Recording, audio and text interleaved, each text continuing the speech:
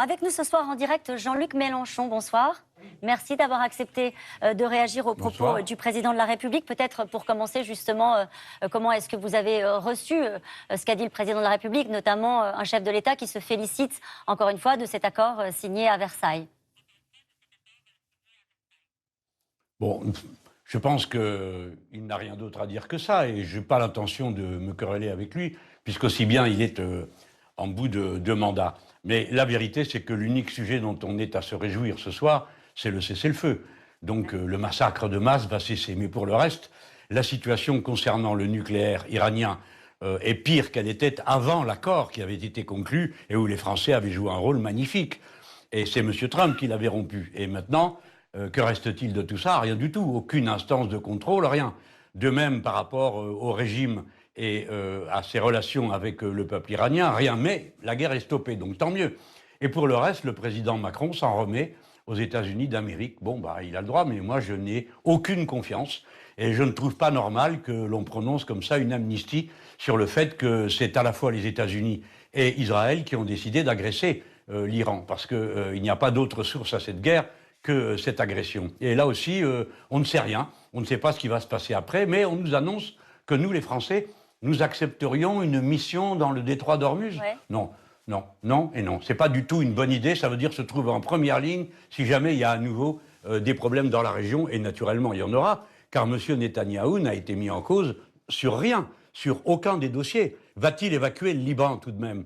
Est-ce qu'on va arrêter le massacre à Gaza? C'est quand même ça le point de départ. Eh bien non, nous n'avons pas la moindre lueur d'espoir dans ces domaines. Le président de la République, endossant aussi, au fond, la ligne défendue par Donald Trump, qui donne le sentiment d'avoir un discours plus ferme, justement, vis-à-vis d'Israël, sur ce qui se passe au sud Liban, mais aussi à Gaza.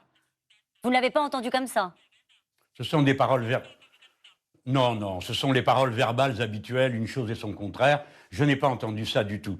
Car aujourd'hui, on pourrait décider, si on le voulait, de mettre un terme à l'accord commercial avec Israël et M. Netanyahou serait obligé de céder et de discuter. Nous autres Français, nous avons été mis à l'écart d'une manière tout à fait humiliante, puisque Netanyahou n'a pas voulu de notre participation à aucune des discussions concernant le Liban. De la même manière, Netanyahou et Trump se sont entendus pour faire cesser la mission de la FINUL, n'est-ce pas, la force de l'ONU, d'interposition, dans laquelle les Français étaient nombreux, commandaient, et tout ça est fini dans quelques semaines. Dans quelques semaines, les malheureux Libanais vont se trouver sans aucun tampon entre eux et les brutes de l'armée d'Israël.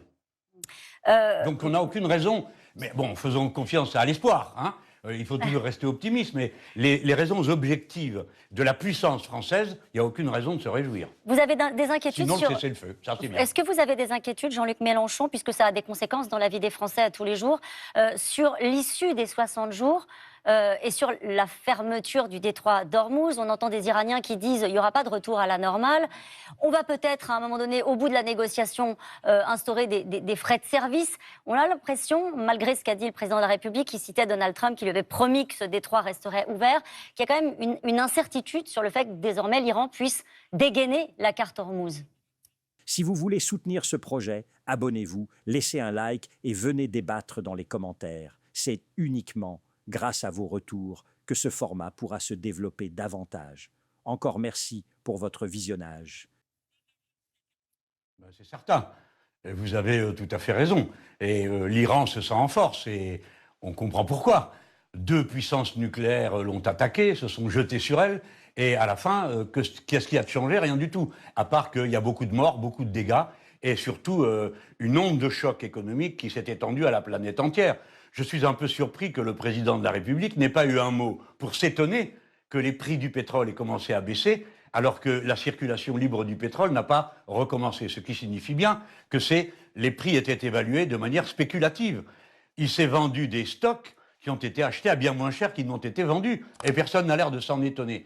Alors je passe sur le reste, notamment sur la question de l'Ukraine, où là, qu'on me permette de le dire, bon, il s'en va, je ne vais pas être, comment dire, trop dur sur lui. Mais enfin, qu'est-ce que c'est que cette histoire? Un accord territorial avec des garanties mutuelles entre les Ukrainiens et les Russes. Donc c'était bien un accord territorial qu'il a essayé de faire avaler à M. Zelensky. Mais c'est pas ça que je veux dire qui est le plus important. Nous avons des droits, nous, les Français. Nous avons des garanties à demander. Est-ce qu'on va avoir un accord avec les Russes pour qu'il n'ait plus de missiles qu'ils puissent tirer à plus de 4000 km. C'est vital pour nous, les Français. C'est une première chose. Deuxièmement, est-ce que les centrales nucléaires vont être protégées et surveillées, par exemple par des casques bleus? Qui va déminer la mer Noire? Qui va protéger la mer Noire des éventuels dégâts radioactifs? Alors, tout ça, c'est fini. On n'en parle plus.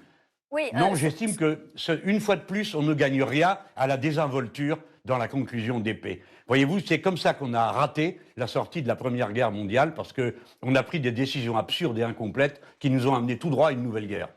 Jean-Luc Mélenchon, vous aviez dit en août 2025, Poutine a gagné la guerre parce que l'Ukraine ne peut pas la gagner sans un engagement d'ampleur des États-Unis.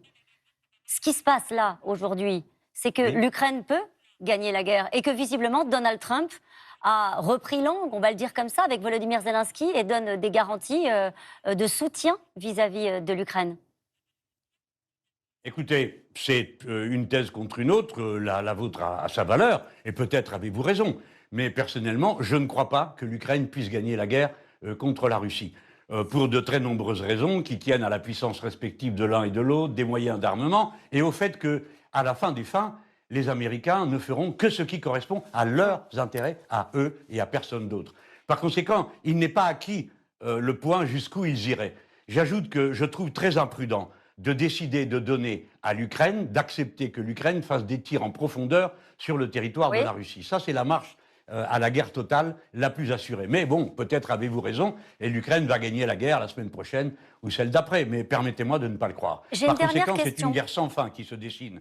Car l'intérêt des Américains, si vous le permettez, l'intérêt des Américains est non seulement contre les Russes, mais aussi contre nous, les Européens. C'est-à-dire de nous affaiblir. Aujourd'hui, nous dépendons des Américains pour le gaz liquéfié, pour le pétrole. Nous dépendons entièrement d'eux, davantage qu'on dépendait auparavant des Russes. Leur intérêt dans cette affaire, croyez-moi, c'est leur seule préoccupation. Et vous dites qu'il faut apprendre à se passer de Donald Trump, Jean-Luc Mélenchon, et c'est ma dernière question.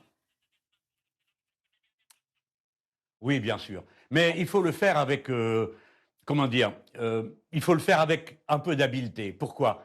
Les États-Unis viennent de perdre la guerre qu'ils avaient engagée contre l'Iran. Et ils ont déjà perdu la guerre du Vietnam, perdu la guerre en Afghanistan. Mais auparavant, il y avait un leadership qui était incontesté. Et dorénavant, son leadership est contesté. Voyez-vous, contesté, et j'ai l'impression que les puissances européennes ne s'en rendent même pas compte. Qu'est-ce que ça peut bien être qu'un G7 où il n'y a pas la Chine? Qu'est-ce que c'est qu'un G7 en France où il n'y a pas un pays francophone d'Afrique qui est invité? On a invité le Kenya, tant mieux pour lui, mais pas un pays francophone. Tout ça, c'est l'ancien monde. Ce sont les survivants des anciennes dominations. Les États-Unis d'Amérique, il faut se passer d'eux. Pourquoi?